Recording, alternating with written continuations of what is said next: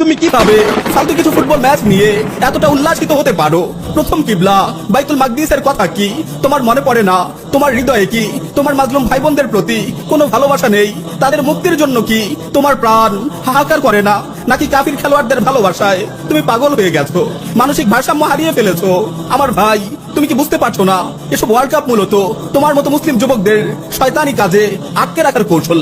কাফিররা চায় না তোমরা জেগে ওঠো, তারা চায় না তোমরা সচেতন হও, তারা চায় না তোমরা তোমাদের দর্শিতা মা বোনদের চিৎকারে সাড়া দাও।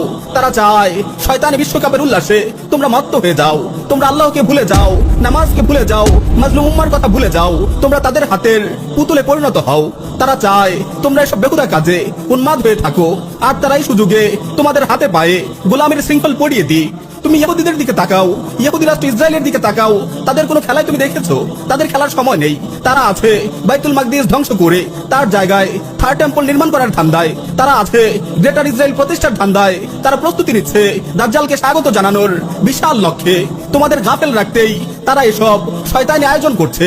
মুসলিম যুবক, তুমি ইসলামের সন্তান, তুমি মুসলিম উম্মার পাহারাদার, এ কথা কখনো ভুলে যেও না।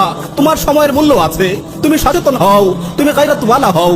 তোমার পরিচয় তুমি মনে রেখো, তুমি ইমাম মাহদির সৈনিক, তুমি সাইয়্যিদুনা ঈসা আলাইহিস সালামের মুজাহিদ। ফুটবলের এই দাজ্জালি আয়োজন তোমার জন্য নয়, ফুটবলের এই দাজ্জালি আয়োজন তোমার জন্য নয়।